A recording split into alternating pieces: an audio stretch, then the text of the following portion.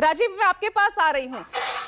क्या जिस over confidence की वजह से हरियाणा में एक बड़ी हार देखनी पड़ी है, क्या यूपी में वही हाल समाजवादी पार्टी के साथ हुआ है? यूपी की 9 सीटों पर जो उपचुनाव हुए उसके नतीजों को लेकर राजीव रंजन।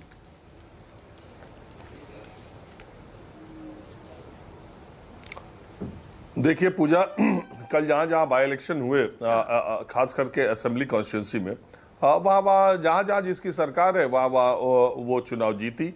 ये उपचुनाव जो है वो सरकार का, संसाधन का, प्रशासन का चुनाव माना जाता है। उसमें समाजवादी पार्टी 2 सीटें जीत गई तो वो समझिए बड़ी बात है।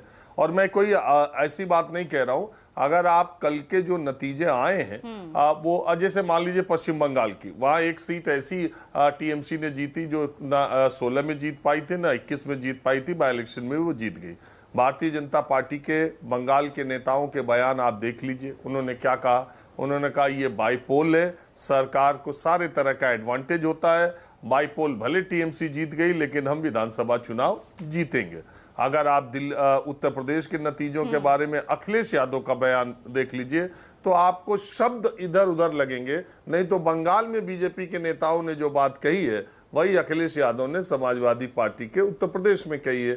ठीक इसी तरह से आप जिन राज्यों में सरकार है और दूसरे लोगों को, तो ये सरकार का चुनाव माना जाता है।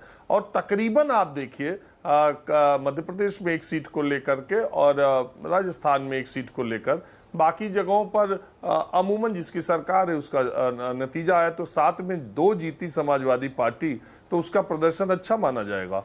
बाकी जगहों पर जिस तरह से विपक्षी पार्टियों ने प्रदर्शन लेकिन राजीव, हम किया, यूपी के 9 सरकार का सीटों को चुनाव तो माना जाता है उपचुनाव का। मैं सेमीफाइनल के तौर पर देख रहे थे, तो ये हार तो सपा के लिए एक बहुत बड़ा सेटबैक हुआ। वो भी कुंदर की सीट, 60% मुस्लिम आबादी, वो भी बीजेपी के खाते में चली गई।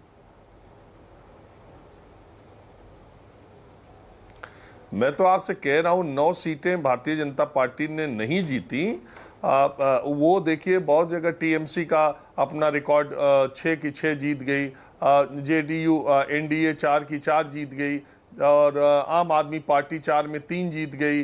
तो आप देखिए ना, बाकी जगह जो बाई इलेक्शन हुए जिसकी सरकार है उसने जीती, तो भारतीय जनता पार्टी 9 की 9 भी जीत सकती थी। मैं ये कह रहा हूं 2 समाजवादी पार्टी का अच्छा प्रदर्शन मेरे हिसाब से माना जाएगा। जिस तरह से उपचुनाव वहां हुए थे और जिस तरह से उपचुनाव होते हैं और जिस तरह से टीएमसी ने कराए, जेडीयू एनडीए सरकार ने कराए, यूपी ने कराए, बीजेपी ने राजस्थान में कराए, कर्नाटक में कांग्रेस ने कराए, और उनके नतीजे सरकार के पक्ष में हर जगह। ठीक है।